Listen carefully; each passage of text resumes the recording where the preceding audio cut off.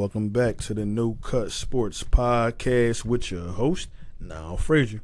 And today we got a few things we need to talk about, but before we even get started, could you please like, comment, and subscribe to always catch this vibe, man? You already know. So, also, happy Thanksgiving to everybody. If you did celebrate, I know I did. I'm still recovering.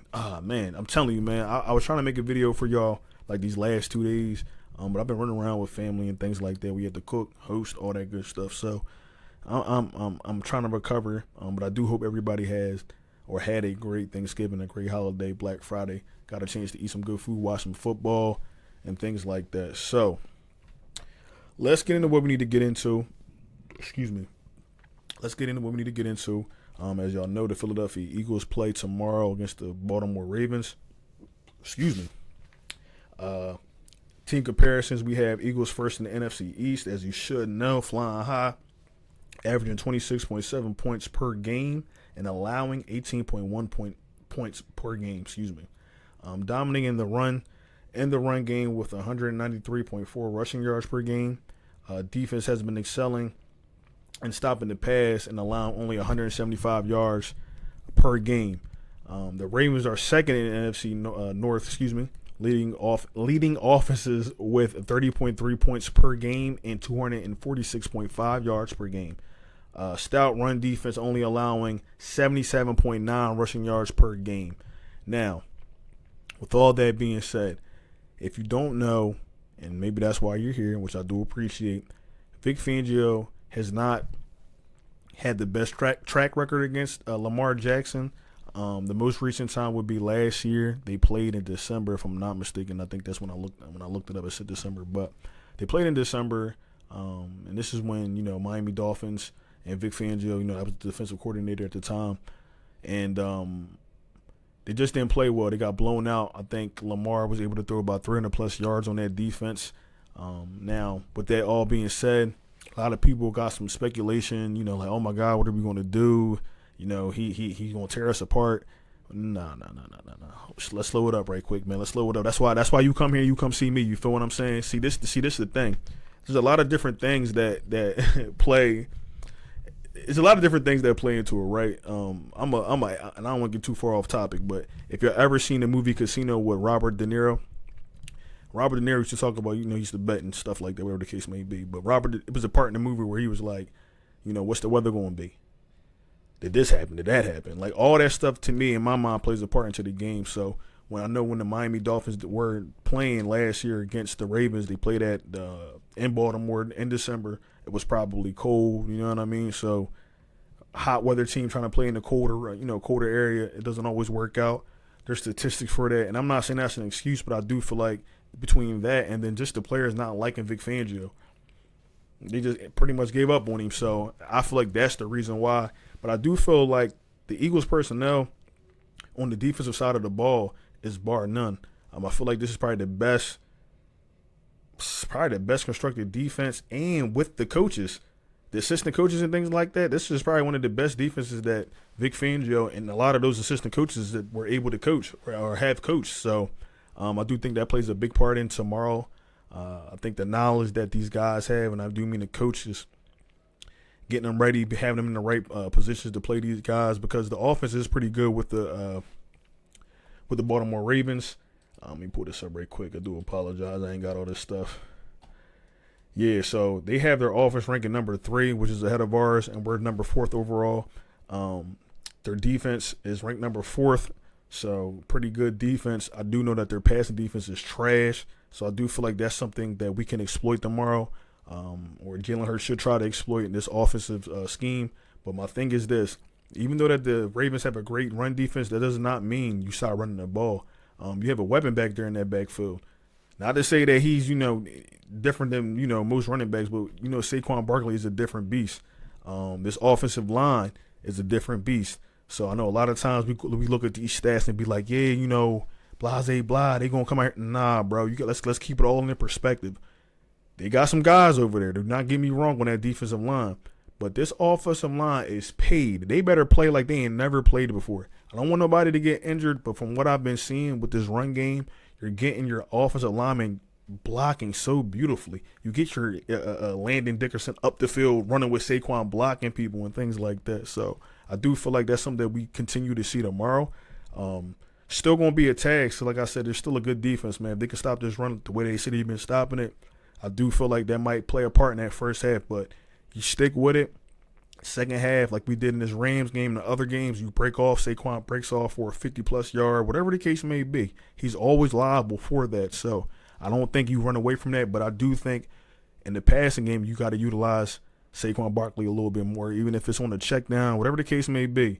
But utilize him, get him into some open space, and let him do what he does best for the run portion. But most of this game should be on the backs of your wide receivers. I feel like even Jalen Hurts too, if he can run free, because I don't want to see any QB design runs, man. I feel like Jalen Hurts plays or he runs better when, like I said, the play's breaking down and he got nothing else to do and he has to break away or break out the pocket for a couple of yards or for a first down, or whatever the case may be. But I don't want to see any design runs with him tomorrow with this defense. Like I said, I want to see more AJ Brown, Dotson, Goddard. This should be a big game for Goddard and AJ Brown. Smitty is playing tomorrow. I know he had a limited practice today and things like that. My thing, and I'm conflicted with saying this because I'd rather him, if he's hurt, I'd rather him just not play, to be honest with y'all. If we have to lose because of this, it is what it is. I feel like we have enough personnel to be able to go out there and still be able to compete. But I feel like if Smitty's out there and we play him, I don't want to run the risk of him getting hurt and then we don't have him for the playoffs in the Super Bowl, whatever the case may be. And yeah, I said Super Bowl, you already know. But my thing is this. Don't want to see that happen. Just need some guys to step up. I know Johnny Wilson's also out tomorrow, so I know it's another key guy that we're kind of missing because I do like him in the red zone. But, yeah, man, it's just guys got to step up when the time comes, man. Every week ain't going to be, a week of great health for all of our players, man. And there's opportunities week to week for, guys that don't get opportunities as much to be able to step up and show what they got, show why you belong on the Philadelphia Eagles. So I do expect to see a lot of passing tomorrow, but like I said, at the same time, I like to see a lot of running as well. So hopefully we can keep it balanced. So far so good, but we have been leaning more on that run. So we'll see how it goes, man. But the quarterback matchup. It's a significant difference, I will say, man. Jalen Hurts is at 2,376 yards this year with 13 touchdowns and 5 interceptions. Most of those interceptions came, I want to say 4 of those came in the first, before the bye. So, it is what it is. And he had that one in Dallas. But Lamar Jackson has 3,053 yards with 27 touchdowns and 3 interceptions. That's amazing, man. That's showing that he's been very accurate, being very safe with the ball. Which you got to be, man, in this league. So you don't want to be turning it over. But let me see. I do apologize. Excuse me. With this, but I do apologize. But I'm sorry. I'm looking at this. What does it say? Okay, so the pass rush also. Oh, injury. Do apologize. The injuries. I should have said that too. Kyle Van Noy is not playing tomorrow, who is their sack leader for the Ravens. So I feel like the pass rush is still going to be effective. I think Roquan Smith is playing, but without my man playing, Kyle Van Noy, I feel like this is going to be. I mean, it's a break for the Eagles, but it's still like you still got to be careful because like Roquan is, like I said, it's still a good defense when it comes to the run game. Passing is not as good, so the rush can get there to Hurts. But at the same time, I feel like our offensive line is big enough. We got some giants on this line, bro. 6'7", 6'8" Mulata and Big Fred, Big Ticket. Like it's a lot. It's a lot. That's why I said when I look at these stats, I'd be like, yeah, y'all got all these stats, but the Eagles are an abnormal team, bro. It's like super freaks all over the place. Your offensive line, everybody's damn near like 6'6", 6'5", and taller. So it's a lot. But nevertheless, anybody can get beat. But I do feel like our offensive line can hold up against their pass rush, especially with Kyle Van Noy not playing tomorrow. Like I said, Roquan will be in, but I don't feel like it'll be as effective. So we'll see, man. We'll see. I know I'm probably talking out the side of my neck because I'm an Eagles fan, but I really do feel like this team has been playing very, very well on both sides of the ball. Offense has really been coming on as of late these last few weeks. So the running back situation we want to talk about too is Saquon Barkley has 1,392 rushing yards. And Derrick Henry has 1,325 rushing yards, and that is key to the Ravens' offensive identity. I feel like and this is no disrespect to Henry, but he is an aging running back, 6'2", 6'3", I do believe. And when I watch the games, right, is it me? It just looked like if Derrick Henry don't got like an opening, he's gonna be not easy to tackle because he's a big dude, but like I feel like you can tackle him in that backfield. Or tackle him before he gets started. That's the biggest thing. You do not want this man to start running at you and you're trying to tackle him. You either want to tackle him at that line or back behind the line of scrimmage. So I do feel like he still might be able to get off for a couple, but I do think he schemed something up to be able to stop him. I think, and I'm not mistaken, I do think the Eagles played when he was playing for Tennessee. And I think they had was it AJ Brown still on the team at the time? Or AJ Brown might have just came. He might have just came to the Eagles at that time, but I do remember Derrick Henry during that game. And I do think we did. I think we managed pretty well, if I'm not mistaken. Somebody correct me if I'm wrong, but I do think we managed against Derrick Henry pretty well. But at the time, the Tennessee Titans wasn't no juggernaut team, so that he was the offense. So it could be a different story come tomorrow. But the wide receiver, Eagles Devontae Smith and Johnny Wilson were questionable with hamstring injuries, but Devontae will be playing tomorrow, man. Like I said, Johnny Wilson will be out. Ravens Zay Flowers leads the team with 789 receiving yards. Now, he will be – I think he plays in the slot, so I do think he will be paired up with Cooper DeJean, which I do like that matchup. Hopefully, Cooper can keep up what he's been – because he's been playing very well in the slot, man. Hopefully, he can keep up doing what he's doing. I don't see Zay Flowers maybe getting off for too much, but Zay Flowers is a fast player, man, so he might be able to break away for something. I don't want to sit here and make it seem like the Ravens are some scrub team. This is a good team, man. 8-4, looking to secure a playoff spot. I do think they're in the wild card hunt at this moment in time. So a lot of things can go in their favor tomorrow. They're going to be happy to come out here with this win, man. Some of the teams that they lost against, like the Browns, we beat, but they lost against. So that's what gives me optimism going into some of these games, but. That was a few weeks ago. This is a week-to-week league. Things change. Players getting hurt, whatever the case may be. So, but I do think the Eagles can pull the card tomorrow, man. I do think they can pull the Ravens card. Tom Monken, he's the offensive coordinator. He likes to get a little too cute with the offensive play calling sometimes instead of just doing what he need to do and just running the ball, man. So if he tries to go out here and doing something that that ain't going to benefit them as a team, man, I feel like the Eagles could take advantage of that. I think offensively, it's going to be a passing game. I don't think they're going to be able to stop Saquon either. I feel like you got to pick your poison, but then you also got to worry about both quarterbacks. They both got legs. Any moment in time, they both can break away. But I do feel like the Eagles have an advantage, man, personnel-wise. The Ravens do not match up personnel-wise, bro. We have a lot of elite players at a lot of different positions, man, and it's hard to match up week to week. So we'll see how it goes, man. But with the defensive battle, we have Josh Sweat leading with 7 sacks. I do hope he can continue. I hope he can continue to keep doing what he's doing. He's been playing very well, especially in the absence of Bryce Huff and BG. I do know they brought in a couple of edge guys. I should have had their names for you. I do apologize, but. I think they might play. They might play this upcoming Sunday. I know they need that rotation in there. So, but I'll get that information for you. I might make another video. I'll probably make it after the game. See what Mr. Reggie's doing. But, yeah, man. So far, man, we just gotta let's go out there and play our game, man. Like we've been doing week to week. I watched the mic'd up video with Zack Baun, and I want to say something about this too. So.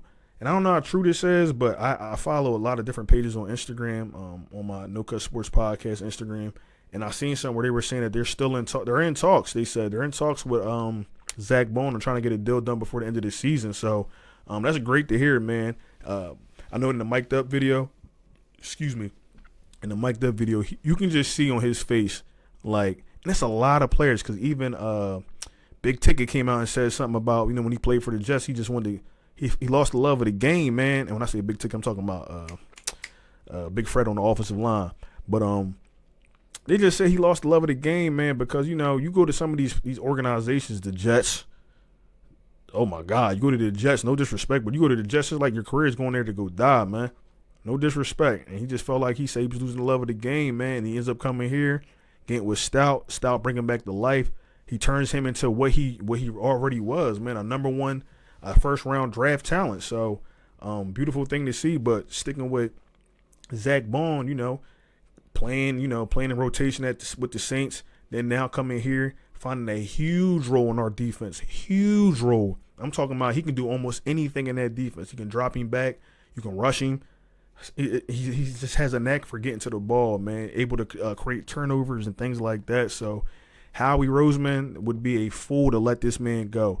I know you know, money wise, you know, we got to figure all that out. But TJ was a guy that we liked, and I'm talking about TJ Edwards that we liked, that we hope he would have kept. But I'm gonna be honest with you, man. I do think Zack Baun's a way better. And I'm not. This is nothing against TJ though. No disrespect. I love what TJ did for us, but Zack Baun is a way better a linebacker, bro. Way better. And then him paired up with Nakobe Dean, and how Nakobe Dean's been playing. I used to pray for times like this to shine like this. You feel me? Because I'm telling you, man, that linebacker core. I'm like, bro, when are we gonna pay some linebackers? God, so you got to be patient. So shout out to Zack Baun. Hopefully, didn't get that done. But you can see that Zack Baun wants to stay here. He loves playing with this team. You can hear the comments that he made. Even there was a part, if you didn't see the mic'd up, but there was a part in the mic'd up where him and the Kobe are out there on the field, and he says something about, he was like, Nick, trust us. He's like, Nick trusts us as a defense. So then they go back to the sideline. They sit there. They make the stop, of course. They make the stop. They go sit there, make the stop on 4th down. Nick comes over, and he said, you know, I did that because I trust you. And then Zack turns to the Kobe. He's like, see, stuff like that. When we talked about, and I've talked about it too, I'm never going to sit here and not take the accountability for what I've said on here. I'm like, bro, what is Nick Sirianni's job? Because nobody's really giving us a title. Nick Sirianni has one of the most important jobs. It's called keeping his team together. It's called preaching. It's called giving motivation, whatever you want to call it, motivational speaker, whatever the case may be. Whatever that man is saying to these guys, they are listening. They are taking heed, and they are believing in what he's saying. I'm not going to sit here and be like, Nick Sirianni. I'm not going to say that, bro. Things happen, you know what I mean? We go up and we go down in this sport, especially Philadelphia sports. You know how us fans are. No disrespect. Shout out to Nick. We appreciate you, my boy. But I'm really liking what I'm seeing from Nick Sirianni because it's permeating through the building and into the players, man. They are taking heed of what this man is saying, and they're going out there and they're playing for this guy. They are playing for Nick Sirianni in the organization, of course, but they're playing for Nick. They're playing for him. So when we had all that speculation talking about, dang, do we need to go get Mike Vrabel or Bill Belichick or whoever else? No, bro. I think we are A-okay with Nick, barring, he's still at the offense or whatever the case may be. But, like, he can also get better with that, too. So it's not to say, like, he sucks at it now. He'll never get better at it. If he got the mindset to get better at it, he will definitely get better at it. So I'm hoping that he's taking heed and watching Kellen Moore and seeing what he's calling and things like that, because that's something else I had talked about before. We are doing very well. We're starting to hit our stride. And what happens when you start hitting your stride and you start doing well in the NFL, man, they start taking coaches from your team. So come the off season. So I don't want to get too far into that, but I do hope that Nick is taking, and I talked about it. He talking to coaches. He's still getting different information because you never stop learning in life, man. He's still getting information from different coaches of what he should be doing with his team because he's still a new coach in his league, man. He might have one of the best records in the league, but he's only been in the league coaching, 4 or 5 years. So as a head coach, excuse me. So, yeah, man. So it's really good to see, man. I do think I want to make sure I've been careful when I'm saying this. I do think, man, and I don't want to say this is going to be a blowout, but I do think the Eagles can win this game by like 2 scores, barring the defense holds up, because I feel like if they can fluster Lamar Jackson, man, I'm telling y'all, flush Lamar Jackson and keep that run to a minimum. Because I know it's Derrick Henry. He's gonna get off to he's gonna get off on something. But if they can hold that run to a minimum and fluster Lamar Jackson, I'm telling y'all, we can come out here with another dub, bro. The Steelers. My thing is this: just do what the Steelers did. Listen, just do what the Steelers did, and we're gonna be A-OK. Because there are blueprints out there. Like I said, he lost to the Browns. We beat the Browns, and that's out of our bye. So it's like, you know what I mean? We was trying, not new stuff, but we was still trying to get our stuff together. So, and we not to say that we struggled, but it wasn't an easy game for us. So, but I do think, like I said, I think the Eagles go out here tomorrow, they get another W.